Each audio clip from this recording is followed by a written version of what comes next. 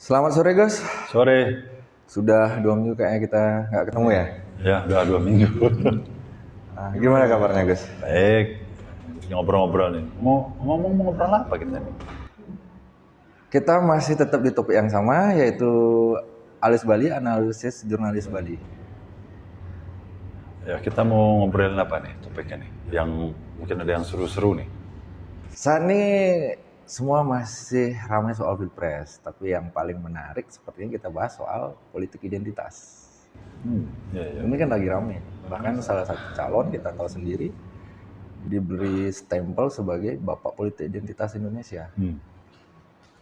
Tapi kita masyarakat banyak yang ngomong politik identitas, jangan-jangan mereka sendiri sebetulnya tidak paham apa itu politik identitas sendiri.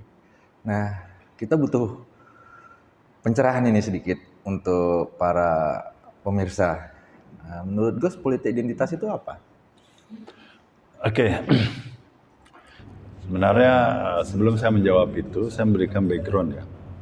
Kita sebagai manusia itu secara alamiah begitu lahir kan sudah punya identitas, ya kan? Identitas itu bisa dalam bentuk suku, agama, ras atau golongan, ya kan? Nah, bahwa kemudian identitas itu dijadikan alat atau medium untuk mendapatkan simpati atau mendulang suara, pada saat itulah dia menjadi yang kita kenal dengan politik identitas. Tapi persoalannya menurut saya sih politik identitas itu sebenarnya hal yang alamiah. Tanpa disuruh pun kita akan melakukan itu. Karena dari kita baru lahir pun sebenarnya kan kita sudah diajarkan secara tidak langsung oleh orang tua itu untuk melakukan identification, recognition untuk mengenali identitas kita itu siapa. Misalnya, Menot sudah punya istri ya? Sudah. Ya, sudah punya istri ya. Mungkin ada nggak kemarin itu sebelum menikah, ya kalau bisa carilah istri yang Satu suku, ya kan? agama. Satu agama misalnya, ya kan? Artinya apa? Artinya kita sendiri sebenarnya sudah mempraktikkan identifikasi diri itu meskipun dalam hal ini tidak untuk kepentingan politik. Nah, kalau Gus bilang seperti itu sudah menjadi bagian keseharian kita.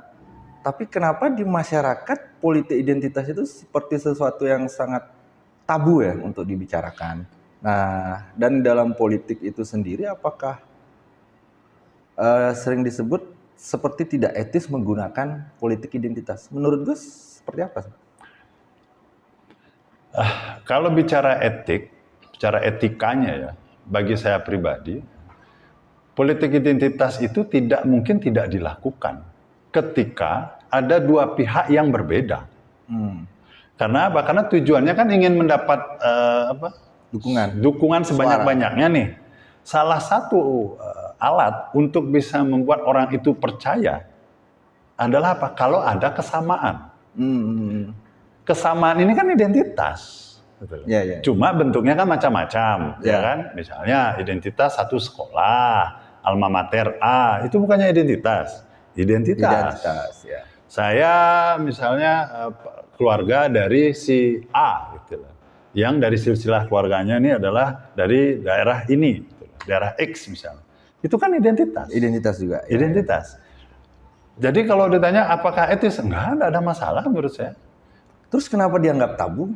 Bukan persoalan tabu, hanya masalahnya sekarang bahwa politik identitas ini sepertinya kita itu mengkaitkan atau mengasosiasikan semata-mata untuk politik perebutan kekuasaan yang berakhir dengan brutal. Misalnya, kalau kita lihat contoh kan kayak seperti yang di Pilkada DKI misalnya.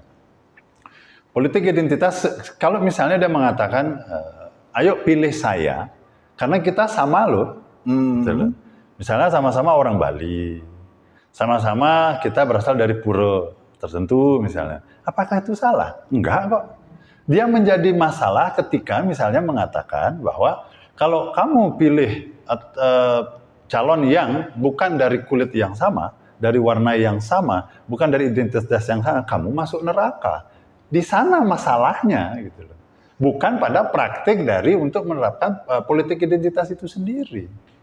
Tapi kan kekhawatiran dalam praktek identitas itu tumbuhnya fanatisme terhadap golongan atau kelompok tertentu Betul. yang akhirnya di luar golongan kita adalah sebagai musuh kita. Kan itu yang seperti terjadi di Secara praktiknya Jakarta. yang disalah mengertikan. Ya, itu yang- Iya. Tetapi dalam hal ini yang kita tekankan itu adalah bagaimana sih politik identitas itu. Kalaulah politik identitas itu dianggap menimbulkan konflik, jika dia disalahgunakan. Sekarang begini, saya kasih analogi. Pisau dalam banyak kasus pembunuhan yang dipakai alat bunuh itu pisau, ya kan? Hanya karena banyak kasus pembunuhan dengan memakai pisau, apakah pisaunya dilarang? Enggak kan? Kan pisau bisa pakai motong sayur seperti itu. Berarti kan sekarang penggunaannya, artinya alat ini tersedia. Alat ini nggak salah sebetulnya. Nggak salah alat ini. Tergantung bagaimana kita orangnya. menggunakannya. Jika secara praktek, apakah kita di Bali misalnya, atau di tempat lain di Indonesia, tidak ada undang itu, semua menggunakan itu kok. Tetapi yang membedakan adalah apakah dia tuh destruktif atau konstruktif, itu saja. Apakah dia merusak atau justru dia membuat hal mengkonstruksi, membuat itu menjadi baik atau bisa diterima.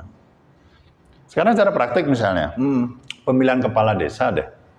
Satu desa itu kan banyak banyak golongan nih, ya kan?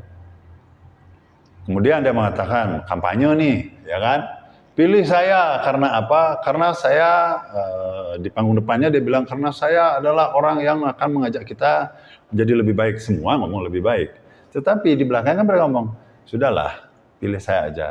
Kan kita sama-sama satu suku, kan kita sama-sama satu, di Bali ada namanya Warih ya. Iya. Atau ada namanya Parisentane atau Soro. Kan bahasa itu yang terjadi sebenarnya. Pertanyaannya, apakah praktik-praktik politik identitas itu sesuai dengan kriteria yang kita sebut tadi terjadi setelah reformasi ya, terjadi konflik sosial yang besar? Saya rasa tidak. Oke, kembali ke kita ke Jakarta dulu guys ya, yang politik yang keras terjadi kan waktu saat Pilkada Jakarta. Waktu zaman Ahok dengan Anies, ya akhirnya Anies mendapat pelabelan sebagai bapak identitas, politik identitas. Dan ini kan merugikan Anies sendiri. Nah, kita lihat dalam prakteknya bahwa di sana itu kan akhirnya dijadikan sebuah contoh jangan melakukan politik identitas. Akhirnya inilah yang menyebabkan kenapa kita takut sekali menggunakan istilah politik identitas, seperti ada pelarangan menggunakan politik identitas dalam politik. Ini latar belakangnya apa yang menyebabkan, Gus? Kenapa sampai orang begitu sangat tabu untuk mengangkat isu masalah politik identitas dalam politik? Ada latar belakang tentu yang menyebabkan ini kan? Oke, kalau saya ngelihat di negeri kita ini dari dulu kan banyak sering terjadi hegemoni ya. Seperti misalnya di zaman Orde Baru. Zaman Orde Baru itu kita dilarang untuk memberitakan misalnya yang terkait dengan SARA. Terkait dengan SARA, suku, agama, ras, dan antar golongan. Kenapa? Karena pemerintah ketika itu menginginkan stabilisasi keadaan. Kalau keadaan sudah stabil, politik stabil, ekonomi juga stabil. Dasar berpikirnya seperti itu logikanya. Tetapi pada saat yang sama, meskipun itu membuat terjadinya stabilitas keamanan, tetapi kita sendiri yang aslinya berbeda terlihat ingin disama-samakan. Karena disama-samakan itulah kita sehingga melihat dipaksa untuk tidak melihat adanya perbedaan. Disama-samakan seperti apa maksudnya? Disama-samakannya begini, bahwa kita ini kan aslinya memang berbeda nih. Tetapi karena kita diajak untuk tidak melihat perbedaan, sehingga kita diajak untuk berpikir bahwa kita ini sama. Betul bahwa ada kesamaan, tetapi kan tetap ada perbedaan. Kesamaan dalam hal? Bahwa kita ini satu nation. Oh ya. Kita ini sama-sama warga negara Indonesia loh. Tetapi kan bukan berarti sama-sama warga negara Indonesia, lantas saya tidak boleh menunjukkan bahwa saya suku A, suku B. Kan tidak hilang ini. Ya, identitas itu. Identitas kan tidak serta-merta hilang. Betul. Nah, karena dia tidak serta-merta hilang, berarti kan dia masih ada. Dan itu sifat alamiah kita. Gitu. Tujuannya memang untuk mencegah konflik, tapi pada saat yang sama, konflik yang potensi konflik yang terus ditekan tanpa memetakan apa akar masalahnya, hanya masalah waktu, dia akan meledak. Contoh, bagaimana kita sering sekali terjadi kerusuhan rasial di Indonesia lah, zaman Orde Baru itu kan. Tetapi kan media tidak berani memberitakan itu. Ya kan? Karena semacam ada ketakutan. Ada ketakutan seperti tadi. Betul, memang niatnya baik. Tetapi di sini kan ada proses hegemoni dari negara. Ada sesuatu yang disembunyikan. Iya, seakan-akan bahwa apa maunya negara, itulah yang secara konsensual atau secara persetujuan rakyatnya. Itu yang dikehendaki. Itu yang dikehendaki rakyatnya juga. Dan itu yang terbaik untuk rakyat. Itu terbaik. Ini kan proses hegemoninya. Para elitnya. Para elit. Padahal sebenarnya yang paling diuntungkan elitnya. Nah, kita bicara soal tadi. Kalau Gus tadi sempat menyinggung soal politik identitas di Bali. Apakah Gus melihat di Bali itu ada praktek-praktek politik identitas? Kalau secara praktik, sekarang kita balik dulu deh. Apakah apa yang saya katakan tadi itu terjadi atau apa enggak? Ya. Kriteria-kriteria itu terjadi apa enggak? Saya nanya balik sama Agus. Kriteria politik identitas itu kalau terjadinya sebuah politik identitas di masyarakat itu seperti apa?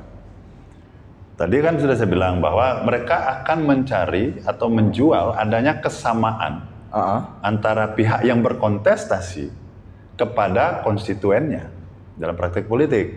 Konstituen itu kan bisa di desa, bisa di kabupaten kota, sampai provinsi, bahkan sampai di negara. Termasuk juga dalam tadi yang seperti gue sebut warih.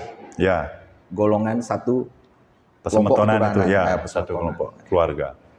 Kalau kita melihat di dalam prakteknya di Bali, dalam beberapa pilkada, bahkan pileg sendiri, itu di media kan muncul itu, seperti itu. Nah, politik identitas di Bali. Kalau Gus melihatnya seperti apa itu? Ketika apa yang kita batasi tadi itu, batasan-batasan itu terpenuhi, jadi ya, dia sebenarnya sudah melakukan politik identitas. Tetapi, kalau boleh, mungkin saya agak ekstrim ya, atau agak kasar. Persoalannya apakah kita mengakui atau tidak kita melakukan itu. Di Bali ini kan karena disebut daerah yang sangat damai, sangat tenang, masyarakatnya seakan-akan harmonis, tidak ada konflik. Di Bali ini kan seakan-akan tidak ada konflik. Gitu. Tetapi apakah kita mengakui bahwa sebenarnya konflik itu ada atau tidak? Dan apakah politik identitas itu dilakukan atau tidak? Ya artinya jangan pakai standar ganda gitu maksudnya. Ketika yang melakukan orang lain, gitu ya, kita menuduh dia politik identitas. Tapi ketika kita yang melakukan, kita membuat segala retorika, argumentasi bahwa kita tidak melakukan itu. Padahal sebenarnya itu politik identitas, cuma kan seperti saya katakan di awal, ada yang destruktif, ada yang konstruktif. Ketika dia menghasilkan suatu kontestasi yang minim konflik, kalau nihil tidak mungkin ya, yang minim konflik, ya berarti dia konstruktif dong. Tapi ketika misalnya menghasilkan polarisasi, ya itulah yang destruktif itu loh. Nah, tadi menarik yang Gus sebut. Satu sisi kita dalam prakteknya melaksanakan itu, tapi satu sisi seolah-olah ketika itu kita praktekkan, kita menyangkal. Ya. Pihak lain yang menyebut itu, kita sebut melakukan politik identitas. Itu kan seperti bagian dari sebuah praktek kemunafikan sebetulnya yang terjadi di masyarakat. Apa bisa dibilang ini sebuah kemunafikan sosial? Ya dengan berat hati kita harus mengakui bahwa kita ini jika melakukan itu, ya kita ini hipokrit, kita munafik. Karena itu tadi saya katakan ada standar ganda, kalau sudah memakai standar ganda berarti apa? Munafik kan. Ketika orang lain yang melakukan, kita melabelkan dia seperti itu, tapi kita melakukan hal yang sama dengan meskipun lokasi yang berbeda, kita membantah atau tidak mengakui bahwa kita sebenarnya melakukan itu. Nah ini menarik Gus, soal tadi politik identitas yang konstruktif dan destruktif. Ya. Kita sebelum jauh ke sana, kita membahas ini masalah apa yang melatar belakangi kok terjadi semacam kemunafikan sosial itu yang dilakukan secara bersama-sama oleh masyarakat kita di Bali dalam prakteknya politik identitas, melaksanakan tapi tidak mau mengakuinya. Apa yang melatar belakang ini, Gus? Kita bicara khusus landscape Bali ya. Ya. Harus diingat, di Bali ini karena kita ini kan sejak era kolonial, kita ini kan dilabeli pulau yang damai, pulau yang tidak ada konflik, pulau yang indah dan segala macam sebutan yang melenakan kita semua di Bali. Tujuannya apa? Sebenarnya kan proses hegemoni dari pemerintah kolonial supaya Bali ini bisa dijual di luar untuk pariwisata. Ini kan bahasa-bahasa bahwa Bali itu pulau yang damai itu kan orang luar yang ngomong, Yang bukan orang Bali. Stempel itu. Stempel itu. Coba kita bisa misalnya membaca di bukunya Picard misalnya ya. Ya. Di bukunya Picard itu kan dia jelaskan bahwa bagaimana sih proses dari kolonialisasi Bali itu. Kemudian ada proses untuk mencuci tangan pemerintah kolonial Belanda. Karena dianggap barbar, perangnya asimetris, yang satu bawa keris, yang satunya bawa senapan, seperti itu. Sehingga mereka dihujat oleh parlemennya. Sampailah kemudian untuk mengembalikan Bali ini seperti suasana aslinya. Yang kita kenal dengan Bali Sering. Dulu kan ada itu namanya Bali Sering kan? Iya.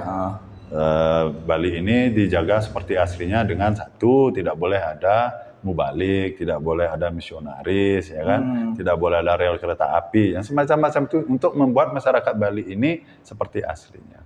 Kemudian mulai ada pariwisata dan citra ini yang disukai orang luar dalam melihat Bali. Ya Dan kan? itu berhasil. Dan itu berhasil sampai hari ini, sehingga kita sendiri seakan-akan kalau konflik, gitu. Kita tuh seakan-akan jangan ngomongin konflik itu hal tabu. Nah, politik identitas itu urusannya pasti konflik. Sehingga kalau misalnya konfliknya ingin ditiadakan, politik identitas yang memang sudah ada itu ditiadakan juga. Ujung-ujungnya apa? Kan diakui sebagai hal yang tidak ada. Padahal sebenarnya dia ada. Ini kan proses kembali bagaimana para elit mengontrol masyarakatnya. Padahal sebenarnya bagi saya, di mana ada masyarakat, di mana ada kelompok, di sana pasti ada konflik. Artinya ada aktor elit yang melakukan itu. Nah, seperti Gus bilang tadi pariwisata, kita waktu di zaman Orde Baru kita tahulah ada Sabta Pesona kan. Ya, seperti itu. Kan salah satunya kebersihan lah, keamanan. Masyarakat Bali yang cinta ya. damai, ramah, senyum, yang tidak suka. Ya, enggak suka ribut lah. Nggak suka ribut lah. Tapi ini berarti kan berhasil mereka melakukan itu. Padahal di dalam prakteknya sebenarnya mungkin ada juga konflik sebetulnya. Berhasil dalam konteks tidak terlihat. Ya. Ini kan kalau kita bicara artinya bisa dibilang politik itu dia seperti api dalam sekam, Gus. Ya, makanya saya bilang gini, saya ingin mengatakan begini. Lalu kita ngelihat dari apa yang dikatakan oleh sosiolog Lewis Kosser misalnya ya. Kan konflik dibedakan seperti jadi dua. Ada konflik realistik, ada konflik non realistik. Konflik realistik itu kalau misalnya kan rebutan sumber daya, kayak perang Ukraina misalnya, itu kan rebutan mungkin sumber daya apa yang mereka perebutkan gitu, atau perang di Laut Cina Selatan karena berebutan sumber minyak. Nah, konflik non realistik itu kan karena konflik yang dia tidak terjadi secara fisik, tetapi sebenarnya sudah ada konfliknya. Karena apa? Ideologi, karena agama, karena soroh dan segala macam. Bali ini, kalau kita mau telusuri lagi, potensi hal-hal seperti itu kan terjadi. Konflik yang kita sebut non realistik itu kan terjadi. Hanya masalahnya kapan dia meledak. Salah satu yang biasanya dieksplorasi untuk itu adalah ketika ada kepentingan politik elektoral tadi, ada pemilu, ada pilkada. Nah, ini yang dihidup-hidupkan. Sehingga orang merasa ada kesamaan, identitinya ini. Kalau sudah ada perasaan kesamaan identitas, lebih mudah orang untuk mempengaruhi orang lain. Ketimbang dia tidak ada kesamaan. Contoh deh, misalnya contoh gampang deh. Kalau dulu kita lagi nongkrong nih, lagi nunggu pesawat nih, misalnya di bandara. Karena kita nggak ada teman, kita sendirian. Melihat orang ada pakai gelang Tridatu misalnya. Orang Bali ya? Orang Bali ya. Nah, Kita ketika sudah nyebut bisa secara otomatis bisa mengidentikan dia sebagai orang Bali. orang Bali. Sehingga apa? Kita lebih mudah komunikasi dengan dia, apalagi sama-sama pakai gelang. Ya. Kita dalam posisi tidak saling kenal loh. Oke? Dan kita dengan mudahnya bicara, oh iya, dekat rumahnya si ini ya. Dekat rumah, dari mana? Dari Kelungkung. Oh, saya punya saudara di Kelungkung, namanya si ini, si ini. Itu kan untuk mencari kesamaan. Kesamaan inilah yang membuat orang nyaman. Karena dia nyaman, dia percaya. Cuma bedanya kalau tadi di contoh bandara hanya untuk basa-basi, dalam politik itu untuk mendulang suara. Kan sesederhana itu sebenarnya. Nah, sekarang kita ngobrol lebih jauh. Tadi kita akan bahas soal politik identitas yang konstruktif atau destruktif. Nah, dalam pilkada ini kan kita lihat biasanya kita pasti minta dukungan. Yang kalau kita di pileg aja pasti kita seperti Gus bilang, orang milih calon kepala desa dia pasti keluarga terdekat dulu, kelompok-kelompok terdekat. Dalam pileg kan juga kita begitu. Sama, ya. Pasti kita mendekati kelompok-kelompok yang satu soroh dengan kita, satu pesemetonan dengan kita, yang satu Banjar dengan kita, yang satu desa dengan kita, yang satu keluarga yang ada garis hubungan keluarga dengan kita. Nah, kalau Gus melihat sendiri kan Gus sebagai seorang jurnalis ini yang sudah 25 tahun, artinya pasti Gus tahu lah selama 25 tahun itu mengikuti dinamika masyarakat termasuk dinamika politik di dalamnya. Kalau Gus melihat dalam politik identitas di Bali, kita sudah sepakat tadi kan Gus bahwa di Bali terjadi politik identitas. Apakah politik identitas di Bali selama ini dalam proses pilkada itu konstruktif atau destruktif? Gus lihat. Bergantung daerahnya. Sekarang begini. Bergantung daerahnya. Iya, bergantung di mana pilkadanya itu, proses politiknya itu. Karena kan politik identitas itu hanya alat. Ya kan? Alat itu apakah dia akan menjadi baik atau tidak kan bergantung tempatnya di mana. Jika misalnya itu di daerah yang penduduknya keras, ya, secara karakter dia keras, dan selain dia keras, jumlahnya juga banyak, ini bisa menjadi konflik horizontal juga. Yang awalnya secara konflik itu non realistik, dia akan menjadi konflik realistik. Kok bisa?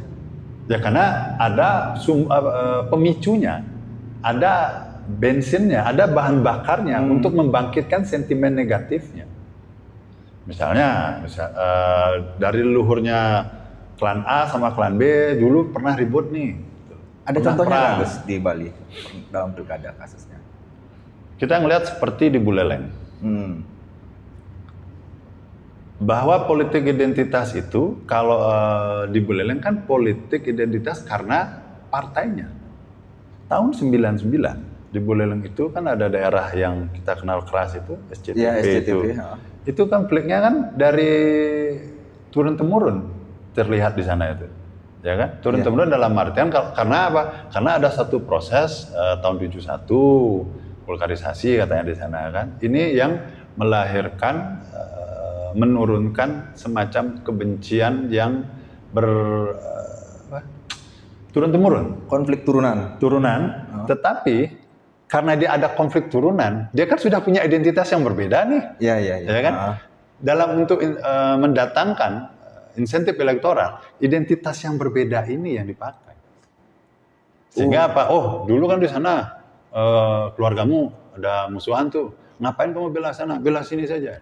Narasi-narasi ini yang menjadi bahan bakarnya. Potensi konflik itu kan sebenarnya sudah ada. Cuma masalah waktu saja. Cuma pemantiknya apa saja. Yang kebetulan dalam ini kontestasi politik. Berarti ini dimainkan oleh elit secara sadar untuk keuntungan elektoral mereka, meraih suara.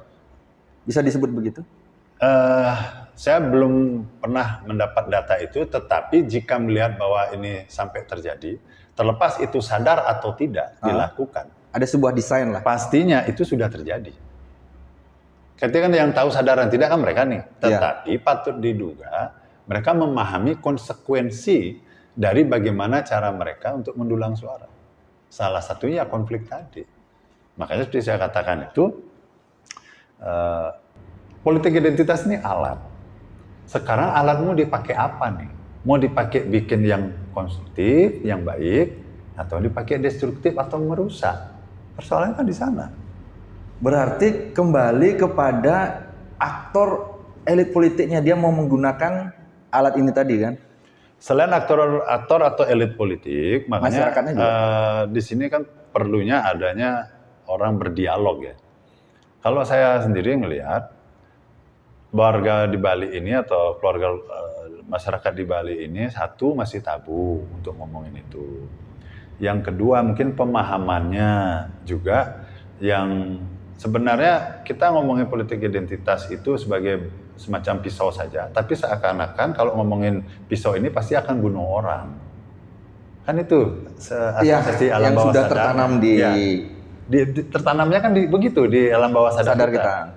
Yang ketiga, jangan lupa bahwa dengan adanya dialog ini, masyarakat sebenarnya kan bisa makin paham. Apakah mereka akan tetap akan menyediakan dirinya sebagai objek, atau mereka akan menjadi subjek yang menjadi agen perubahan. Perubahan dalam artian, oke, silahkan mainkan politik identitas itu, tetapi dalam hal ini yang konstruktif, bukan destruktif. Tapi untuk itu kan masyarakat harus dicerdaskan, artinya secara politik.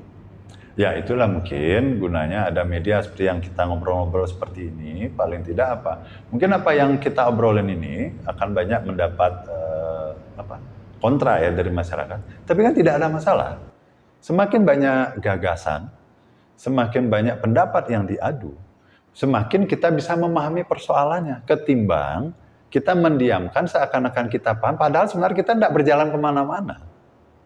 Ini yang menjadi masalah sebenarnya di kita ini. Bagaimana sekarang semua pihak ya, semua stakeholder, baik itu elit, baik itu pemerintah, ya, elit partai, mungkin pemerintah atau semua pihak untuk memberikan penyadaran masyarakat bahwa yang politik identitas itu terjadi loh di Bali ini. Tapi bukan berarti politik identitas itu akan merusak, enggak gitu. Mari kita dudukkan politik identitas ini sesuai porsinya supaya menjadi hal yang konstruktif. Konstruktif. Kan masalahnya itu saja. Jangan sampai nanti apa yang dianggap diketahui ternyata itu bukan barang yang dia harus ketahui, gitu. Tetapi diomongin. Kita kan sering kali gitu nih. Si Anu itu politik identitas, si B politik identitas, Padahal si dia C. sendiri yang Padahal dia sendiri sudah melakukan politik identitas dalam lingkup kecil misalnya. Dalam praktek kehidupan sehari-hari. Seperti Gus tadi sebut juga, kita dalam wilayah domestik pun sudah melakukan. Anggaplah seperti tadi memilih pasangan hidup. Satu. Atau misalnya kita mau belanja nih. Jangan belanja di tempat si A. Karena apa? Karena dia orang berbeda. luar. Dalam praktek misalnya di Bali, kan ada sampai ada istilah kalau untuk tidak terlalu kelihatan bahasanya pendatang, kita mengatakan orang yang dauh tukar, misalnya, dangin tukar. Ini kan politik identitas. Kita mengakui nggak itu? Nah, sebagai penutup Gus, saran Gus untuk meminimalisir konflik akibat politik identitas ini, apa yang harus kita lakukan sebagai seorang media, sebagai jurnalis yang juga punya tugas dan kewajiban secara moral untuk mencerdaskan masyarakat? Yang pertama, sebagai jurnalis ya. Sebagai jurnalis, sepatutnya kita itu tidak hanya sebatas tukang ketik berita. Dalam artian apa yang dia katakan, itulah kita tulis. Karena hal mendasar yang harus dimiliki seorang jurnalis adalah skeptis, bukan sinis ya. Kalau skeptis itu kan tidak langsung percaya. Itulah kenapa kode etik kita mengatur, ada verifikasi di pasal 3 kode etik kan jelas, harus ada verifikasi. Kalau sinis, kamu bohong, itu sinis namanya. Kan? Ya. Kita kan diajarin skeptis. Ya, seperti perumpamaannya ketika ada yang menyebutkan bahwa di luar hujan, kita harus lihat. Harus lihat dulu di luar hujan apa enggak. Itu yang pertama sebagai jurnalis. Yang kedua, kalau boleh misalnya menitip harapan kepada para elit ini, agar silakan menggunakan politik identitas. Tetapi masyarakat juga harus diberi pemahaman. Kalau sudah selesai, ya selesai. Jangan dipakai ketika kalah misalnya, politik identitasnya dipakai lagi nih. Ya kan? Kontestasi kalau untuk pada saat kontestasi memakai politik identitas, oke. Tapi jangan setelah selesai kontestasi digoreng-goreng lagi. Inilah yang akan menjadi konflik realistik tadi, bukan lagi konflik non realistik gitu loh. Dan yang ketiga, itu yang menjadi konflik yang merusak berarti yang merusak, yang destruktif. Dan yang ketiga, untuk masyarakat kita, ayo kita dalam hal ini jangan menjadi pihak yang mudah untuk dipengaruhi pihak lain, terutama di media sosial. Jangan lupa wacana-wacana yang ada di media sosial itu kan punya motif, ya kan, untuk mempengaruhi orang. Padahal kita tidak kenal, seakan-akan kita menjadi saudara di media sosial. Ujung-ujungnya, ayo dong pilih si A, ayo dong pilih si B. Ya kan? Kan praktik kita sebenarnya seperti itu. Nah, jadi 3 elemen ini yang menurut saya, ayo kita belajar untuk satu, harus mengakui dulu. Kita harus menerima itu sebagai satu, mengakui bahwa memang sebenarnya itu bagian yang tidak bisa terpisahkan dari praktik kehidupan sehari-hari. Selain mengakui, ya kita harus belajar lagi untuk jangan sampai kita menjadi pihak yang melakukan itu politik identitas dengan efek destruktif atau merusak. Menurut saya seperti itu. Oke Gus, sangat menarik bahasan kita. Di lain hari mungkin kita bisa sambung lagi. Oke, terima kasih.